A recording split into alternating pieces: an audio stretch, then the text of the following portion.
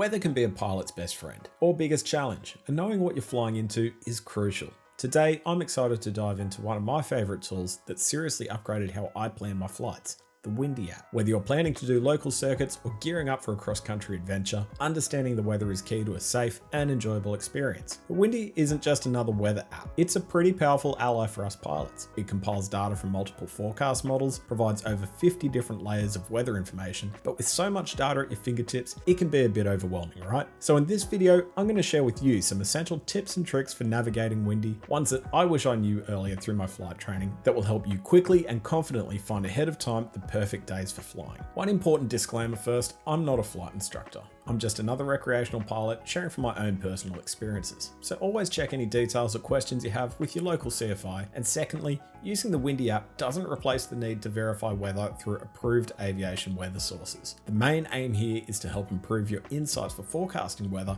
up to 10 days ahead of your flight, so you can minimize the chance of having to scrub a planned flight due to bad weather, but always be sure to check your local approved weather sources the day of flying. With that out of the way, let's buckle up and get stuck into it.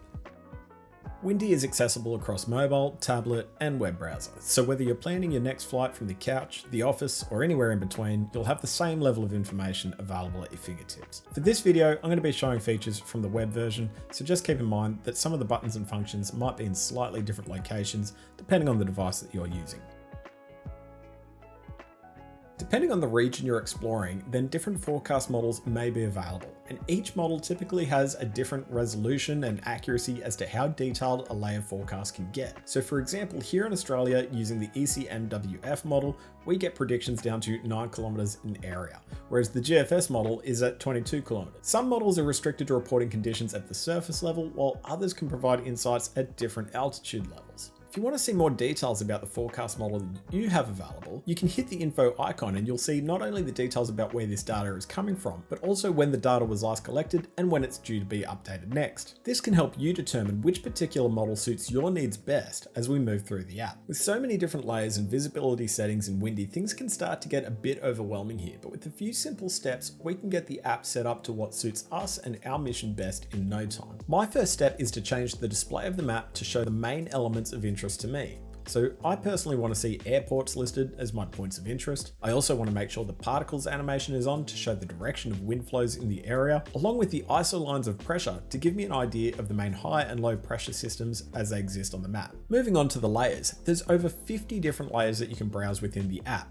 all of which have different purposes and benefits, but not all of them specifically relate to aviation. Windy does give you a small search bar up the top to help you find the specific layer that you're looking for, and a couple of quick filters up the top here to refine layers by wind or clouds and aviation, but I still find these groups don't really contain all the layers that I want for quick access to. What I recommend doing is going through each layer of interest and actually pinning the layer to the homepage so it becomes quickly accessible from the menu for everyday use. For my top layers as a VFR only pilot, I tend to use the following. The wind layer shows the forecast wind levels at 10 meters above ground level, or using the slider bar, we can choose a specific altitude to view. You can click at any point on the map to get a reading of that specific area and then use the timeline bar down the bottom to scrub forward in time to see how conditions are changing. And this functionality is pretty much the same across all layers we're about to show. Next is the gust layer, so we get an idea of forecast wind gusts at surface level as well. But do keep in mind, as the info panel says here, the wind at the ground is actually influenced by so many factors like mountain cities and thermal effects, so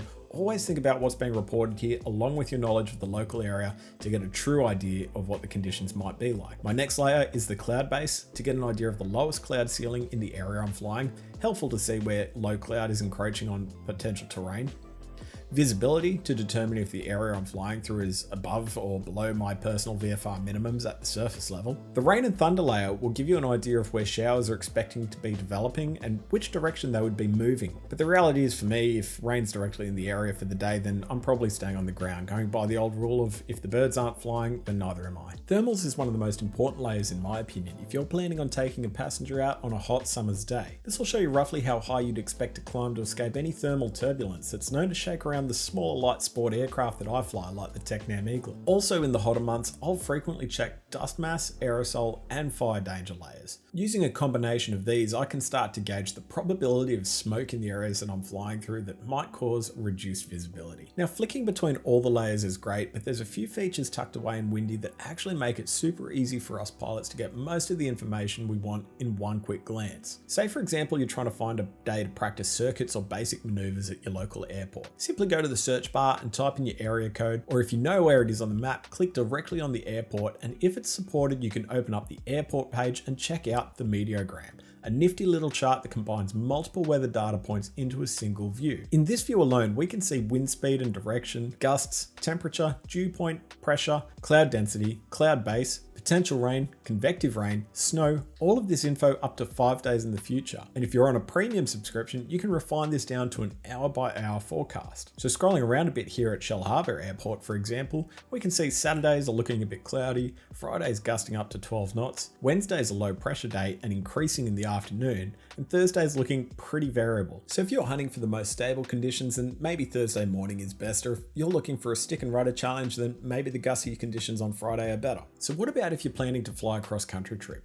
You could look up all the destinations you're going to one by one, but there's an even simpler method, and that's to use the distance and planning tool. From the menu, select the distance and planning icon, then click points along the map from your origin, including all of your waypoints to your destination. Then down the bottom of the screen, you can select the VFR button. Once you've set your planned cruise speed, you now have a great view showing you the dew point spread, surface visibility, cloud tops, bases, and wind barbs at different altitudes. So that with all this information, you can scrub along the timeline, and we can now zone in up to 10 days in the future to find a day where the conditions suit your mission best. As you move your mouse along the bottom section, you can see which point on the map this relates to, so you get a broad brush picture of the weather across a very specific path.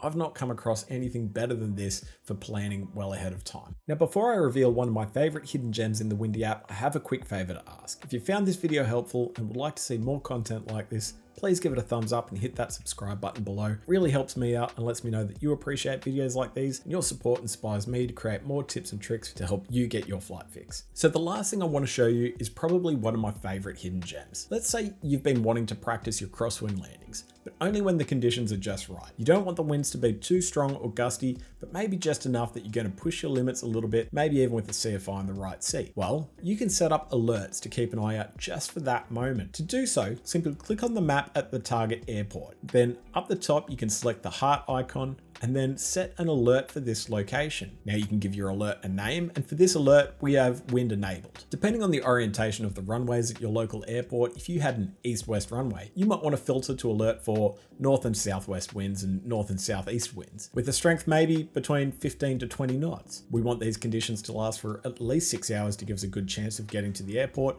and only during daylight hours. Now, if you can only fly on weekends, then you can pick the days that you want to listen for, but I'll leave it on for all days for me. With all that set, I can now save that alert, and when the time is right, I'll get an email and an SMS giving me all the heads up I need to take the opportunity to go out and boost my skills. There are so many additional features that you could dive into in Windy, but hopefully this has been a good kickstart in the right direction. And if you got any value out of it, you'll be planning flights with ease and hopefully avoiding flights like this last one of mine. Thanks for watching, and I'll catch you in the next one.